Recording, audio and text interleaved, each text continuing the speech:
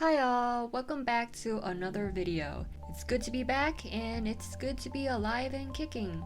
The last video I posted was quite bizarre and out of place for this channel, but the situation I was in was also quite out of the ordinary. I have never experienced anything like that before. But life goes on and we are back on topic this week. Lately, I have some younger viewers on my channel comment about how they are learning Japanese with plans to go to Japan. I salute you guys. It's awesome that you know what you want and you're going after it. With that being said though, I feel compelled to remind everyone that Japan has pros and cons, especially for my younger viewers. I would like to give the younger folks here a reality check so that they are not disillusioned or disappointed when they go to Japan. To do that, I would like to share with you a couple of stories of my travel to Japan in 2017. So in 2017, I went to Japan with a friend. We are no longer friends, but I will still refer to her as my friend in this story. My friend was a massive anime fan, and so she wanted to go to the land where the anime gods reside. Let me tell you, she had some heavy rose-colored glasses on. So we went to Japan and she found out Japan was nothing like she imagined. There were no anime gods. What? Akihabara, the anime center of Japan, is really only a very small part of Japan. So if you think all of Japan is like Akihabara, you are in for a very rude awakening. There are a lot of unspoken rules in Japan. For instance, when you're on an escalator, you're expected to stand on the left side and leave the right side open so people who are in a rush can pass through. Now, this changes depending on which prefecture you're in, which I found strange. If you are in Osaka, you're expected to stand on the right side and leave the left side open. Why do they do that? I don't know. But regardless, my friend had a hard time with this rule.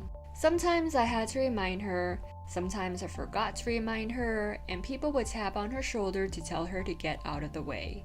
In America, nobody cares where you stand on an escalator. There are no rules, but not so in Japan. And we were there in the fall, so it was raining. In Japan, you do not bring a dripping umbrella inside of a store. There are buckets outside for you to put your umbrella in. And if you choose not to put your umbrella inside the buckets, they often have plastic bags for you to put your umbrella in, so you can carry it with you. For some reason, my friend had a hard time with this rule.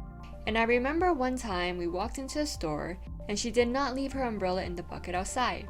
So a staff ran to her and handed her a plastic bag and signaled to her to put the umbrella in the bag because her umbrella was dripping all over the store. And that really irritated my friend because in America, no such rule exists. No one cares if your umbrella is splattering all over the place. But not in Japan. They take this very seriously because they don't want anyone to slip and fall. And my friend is a vegetarian. And she, unbeknownst to me, was allergic to certain types of seafood. I forgot if it was just shellfish or other types too. For some reason, she did not tell me this until we were in Japan. So in Japan, being a vegetarian is not very common. You're going to have to put in some work to find a vegetarian restaurant, which she did not do. And if you're allergic to seafood, that becomes even more difficult. It is very common for soup stocks in Japan to have some type of seafood in there.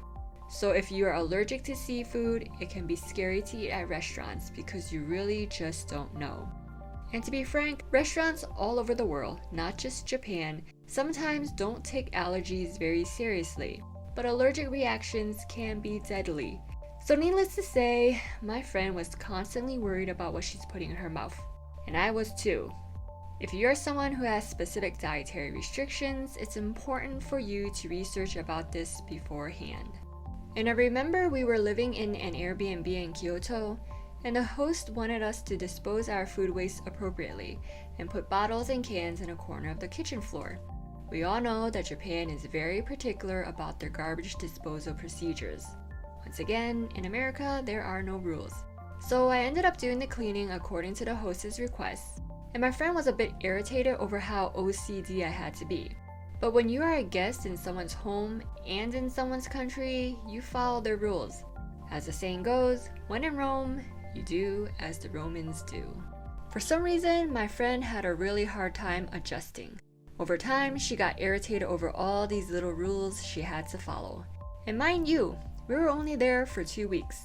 Needless to say, she did not have a good time, and her illusions of Japan were completely shattered. She did not find any anime gods. People live there, regular folks just like you and me. Now, please do not leave any hate comments about my ex-friend. Around here, we are too busy going after our dreams to be hating on other people. But please do learn from her. Japan does have a lot of rules to follow. It might irritate some people, but there are others who are not bothered by these rules at all. It just depends on you. But please do your research so you know the reality of Japan. It is a country, like any country in the world. It has pros and cons. To continue with my story, my friend and I went to a souvenir shop. I believe it was in Kyoto. There was a cashier girl working there who spoke English. She and I started talking, and it turned out she was actually from Taiwan. She asked me if I spoke Mandarin, and I said I did. So we started chatting in Mandarin. Throughout our conversation, she was kind of scared and nervous because her boss was in the back of the shop, and she was afraid that her boss would walk in on her while we were talking. At first, I found that odd, but soon I found out why she was so jittery. As we talked, tears started to well up in her eyes. She said that it's been a long time since someone had spoken to her in Mandarin, and she started telling me her story. So she was originally from Taiwan and came to Japan for college. And during that period of time, she fell in love with Japan. Everyone was so friendly and polite. People around her made her feel at home. She felt like Japan was such a beautiful country. It was like going to heaven. However, and this is a big however, after college, the honeymoon phase was over. Reality set in, and she began to see the other side of Japan, and she felt like she was completely hoodwinked. She couldn't believe what she was experiencing. She said the wages are low, and she was treated awfully. She was yelled at by her boss constantly. She was always being told she wasn't doing enough to please the customers and make the customers feel welcomed. And I can tell, if her boss wasn't at the back of the shop, she would have cried her eyes out. I can feel just how miserable and desperate she was, and I felt so sorry for her. The fact that I spoke Mandarin must have comforted her a whole lot because it reminded her of her home country. And she says she's doing everything she can to save money so she can buy a plane ticket back to Taiwan. I don't remember why she couldn't find a better job, because being a cashier doesn't exactly roll in the cash. I kind of vaguely feel like it was something to do with racism and sexism, but it's been almost 8 years, so I can't say for sure. However, I will say this. Japan is a very patriarchal society. Misogyny is very much alive and kicking over there. I've heard that in a room full of men having a meeting, if there's a woman, even if that woman has a high-level position like manager or supervisor, the woman is always obligated to bring water and tea to the men. Now, I've never worked in Japan, so I don't know how true this is, but I just want to put this out there for all the ladies. You do your own research about this.